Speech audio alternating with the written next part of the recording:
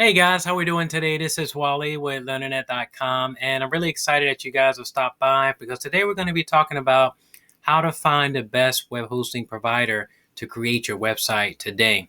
If you guys are beginners and you've never created a website online, that's what we're going to be talking about today. Give me some key pointers that you can use to be able to select the best web hosting provider to get online today.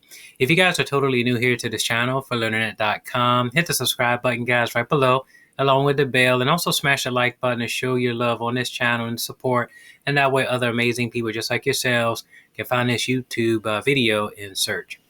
So as I mentioned before, guys, we're going to be talking about key pointers that you can use to select the best web hosting provider out there. Now, there are lots of web hosting providers out there that will, help you to get online, but versus like sifting and like searching through all of these different providers, I wanted to give you some main points that I think will help you to be to really determine which one to be ideal for your business needs. And so one of the first things that I wanted to talk about that's really helped me over the years, like creating sites and trying out different web hosting providers, is customer support.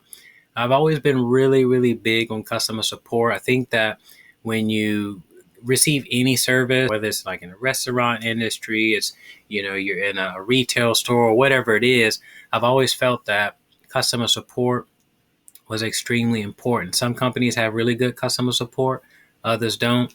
And so, obviously with web hosting, it works the same way. And you want to align yourself or partner with a web hosting provider that has 24/7, 365-day support itself. Why?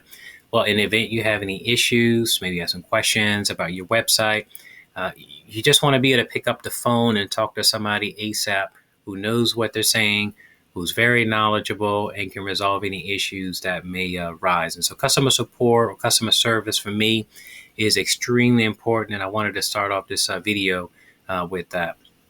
Another thing that I wanted to talk about is Uptime Performance. If you guys are not familiar with this term as a beginner online, Uptime Performance just refers to the reliability of your web hosting servers. And so in the case of a website, if your website is up and it's available when people are searching, for example, you guys want to know what's the best web hosting to create websites for beginners. It's a very specific term. If you plug that into Google, you'll get very specific results. If you click on any one of those results in Google, you expect the website to be up and running, right? So if your website is down and is not available, it's under maintenance or what have you, then it means that the visitor is going to bounce off the page itself and just go to the next result in Google, Yahoo, or Bing. And so that's why Uptime Performance is extremely important.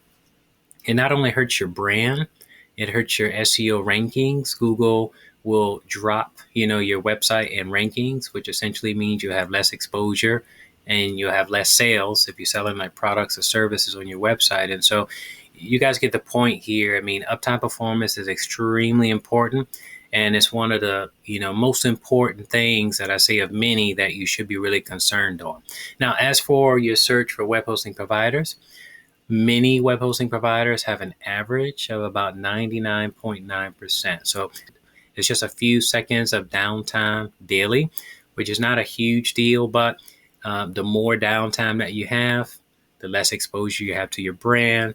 It hurts your rankings. And so obviously the higher uptime that you have, well over that average of 99.9, the better, okay?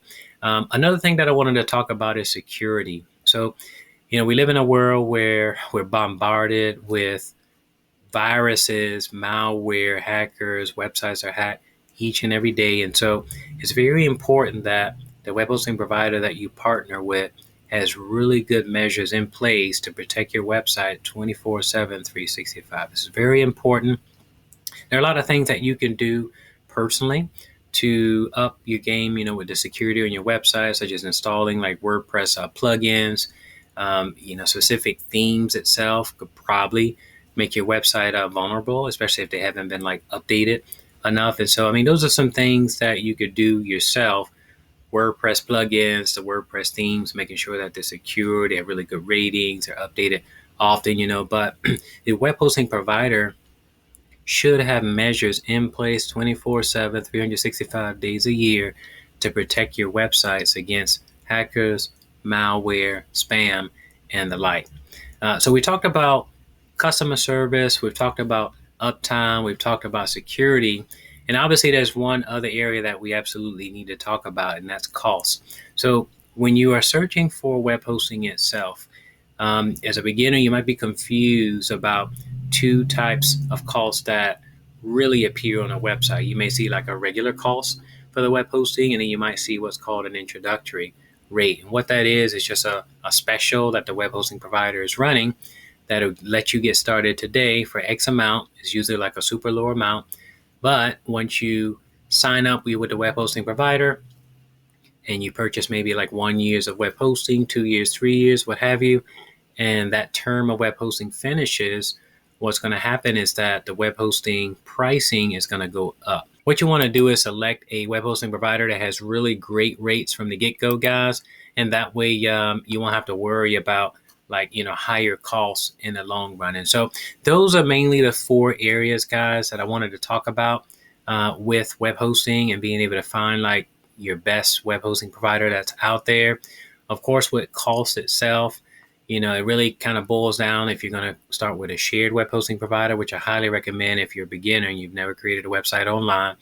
But if you're somebody that has some experience already with web hosting and you're wanting to migrate from your current host over to a newer host, then you can probably use what's called like manage hosting itself, which basically automates all of your updates. It's a more secure, platform where you don't have to worry about like updating plugins, updating themes, and all those things. And so it's all done for you automatically, and it's hands off. But the on the flip side of that, having managed hosting itself is a little bit more expensive.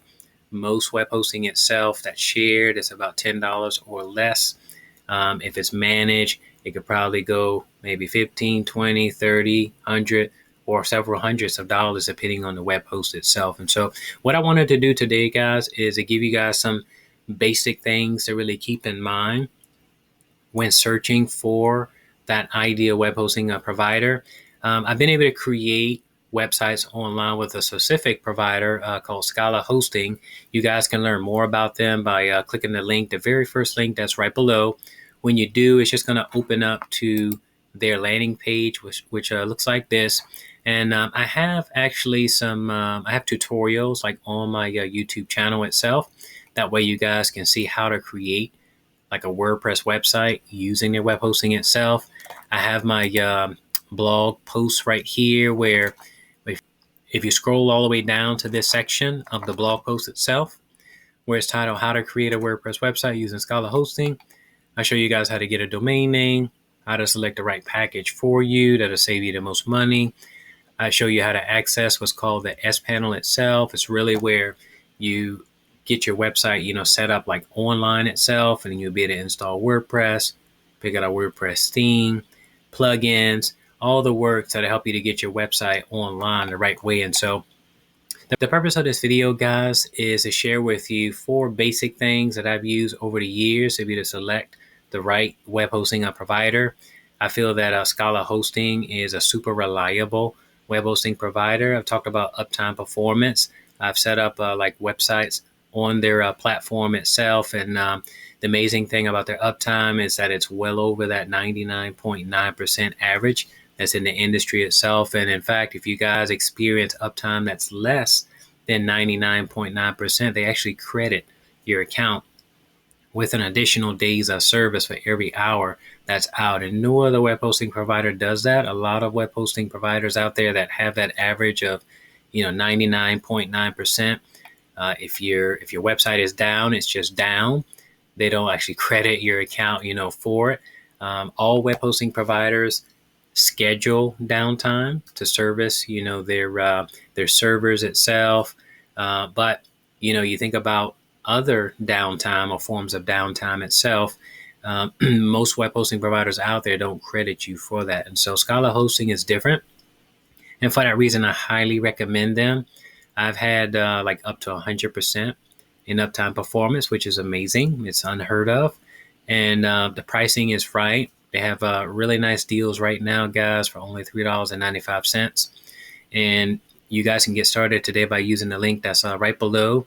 They have amazing customer support. In fact, I wanted to take you guys over to a site that I really love, and it's called Trustpilot. And I've had really, really great experiences with Scala Hosting, but I wanted to show you guys what other people think about them too. So Trustpilot is a respected website online where you can find out reviews from users of different products and services online. And so in the case of Scala Hosting, you can see that out of 5 stars, they have 4.9, which is it's an excellent rating. There are tons of web hosting providers out there, as I mentioned before, that don't have like really good reputations itself. I mean, if you think about like another popular company, Bluehost, you can type them in here and you can see that they have a 3.3 out of 5. So you look at the ratings that are right here. 36% say it's excellent, 51% say it's bad, and so on. And you can type in any web hosting provider here, guys, that it's very popular. I mean, if you're on YouTube or you're online on Google, you may come across different web hosting providers that are very popular. You may see a lot of promotion about them out there, and they're likely owned by a company called EIG. But the difference with Scala Hosting is that they're a private company that's not owned by EIG as well. HostGator is another company that's owned by EIG, and you can see they have a 3.6 out of 5. And again, the customer support, you guys remember I talked about that in the beginning. The customer support is not good at all. And so I think it's extremely important, guys, that again, if you create a website with a web hosting provider and you're spending your money month after month, you want to make sure that you side with a company that's 100% reliable. And so what I've done for you guys is there's a link that's right below, along with some other resources. I'm going to link also to the blog post. That way you guys can check out the Scala Hosting review that's right here. You can learn more about the company, their background, their customer support, their uptime performance, and also the security measures that they've already put in place. That way, when you guys get started today using links below, you can make sure that your website be 100% secure from the get-go. And also, again, once you get started today, guys, with that link below, I want you to check out this video that's on the blog. Check out the video on the blog. Watch it from the beginning to the end. It's going to teach you step-by-step how to create your website today using Scala Hosting's platform itself, okay? So again, today I just wanted to share with you guys some brief information about who I recommend as the best web hosting provider out there for beginners. Again, there are tons of web hosting companies that are out there, some that are good, others that are not so good. But as I highlighted today, customer service has to be there, security has to be there, great uptime has to be there. And I think these points are just things that you absolutely need to look at and don't overlook them, okay? What I want you guys to do for me is I want you to drop your comments right below. Tell me what you guys thought about this video. Tell me if you've tried another web hosting provider and what was your experience with that provider. I hope you guys much success with your endeavors of creating your websites online today. I hope you guys have an amazing day. And I want to thank you so much for watching this video. Take care.